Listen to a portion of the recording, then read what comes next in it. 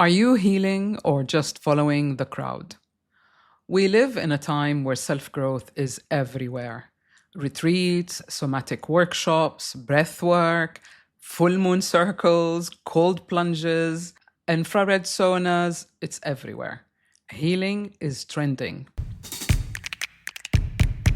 But here's the thing that no one admits to.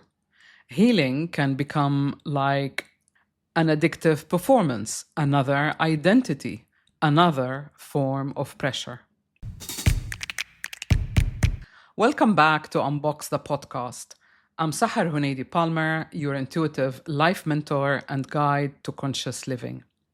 This season is all about the power of your story. If you have joined us recently, you'll know that this is all about rewriting your story and reclaiming your power. Today, I want to ask you something uncomfortable but necessary. Are you truly healing or are you just following the crowd? Let's find out. Healing can become another trap. I had a client once who proudly told me, I'm very spiritual. I go at least 4 retreats a year. Then she added with a bit of frustration, my husband, he's not spiritual at all. He never joins me. I asked her, what makes you think he's not spiritual? She said, well, he doesn't journal, doesn't meditate, he doesn't go on retreats like I do. So I asked her, is he kind? Is he present with people? Does he support others? She nodded, yes, he's a good man. I told her, well, that's also spiritual. He doesn't need to prove it by going to retreats or by humming Om. Self-growth has many expressions, and not all of them are like yours. She went. My guess is she didn't like my answer. The healing journey is not one size fits all. There are no gold stars at the end of the journey by doing the work. But in my humble view, retreats, wellness centers have that herd effect. We're seeing a huge rise in luxury holistic centers, holidays, exclusive retreats, and pop-up wellness clinics around the world. The latest technology, the latest concoctions is what they're selling you, especially in places like Bali, Portugal, Sri Lanka, and right here in the UAE. Some are truly helpful, don't get me wrong, but many are built around one subtle idea. If you're not doing this, you're missing out. This idea feeds the fear of falling behind. Am I missing out? The pressure to stay relevant, even in your own healing. But be careful for unconscious patterns. Chasing new methods, gurus, tech-driven treatments, even podcasts, only delay what healing really is. They give you the aura that you're doing something, but it isn't transformative and you're not really doing the work. So what do? Stop the chase. Look within. Face your own story.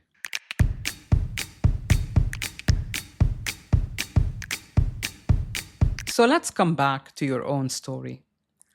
Ask yourself honestly, where did I first learn that healing had to look a certain way or follow a certain method or technique or modality? Modality is another trending word. Who am I trying to impress? Am I looking for a technique or for transformation? Tangible, palpable transformation. This is where, for example, the BIMA methodology comes in. It's a holistic approach that brings 4 aspects of you together, what I call the 4 dimensions of change: body, emotions, mind, and action. It's not a quick fix. It's a daily methodology or daily mirror that reflects back to you where you're at. Ask your body, for example, am I forcing it to go because everyone else is doing it? This kind of framework makes you feel that I need to follow the herd, otherwise I don't fit. Then ask your emotions. What am I numbing by constantly seeking another tool and following the crowd? The next level is the mind.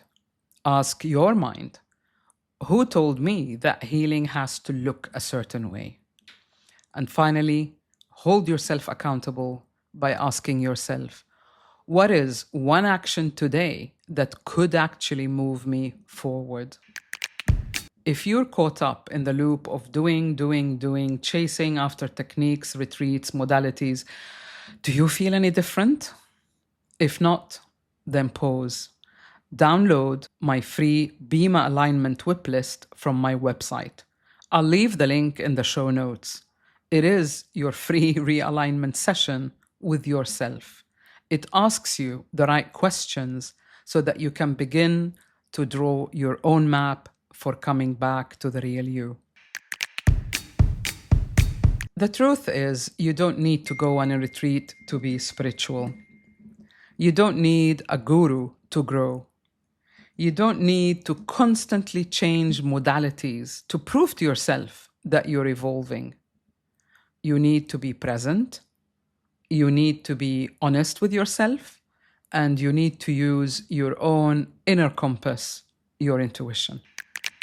Sometimes the most spiritual thing you can do is to say no to a trend and yes to your truth. Do you know what happens when you stop following the crowd? You find your own rhythm. The cloud lifts and you find your own truth. So please stop comparing and stop performing. And that's when actually healing begins. Check in with your body, with your emotions, with your mind, and check if your actions are in alignment with your truth.